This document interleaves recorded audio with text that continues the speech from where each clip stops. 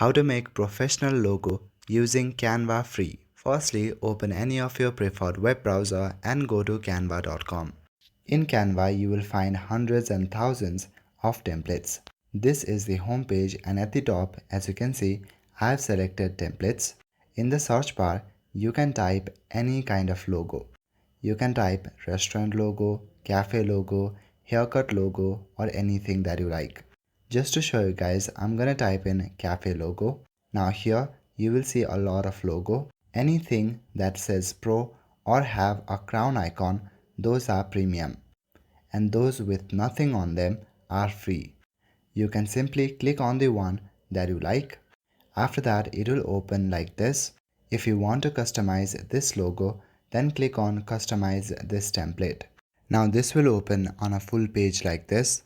As you can see, you can change all these elements. You can also change the colors of each and every elements. If you want, you can remove any of these icons and place different ones.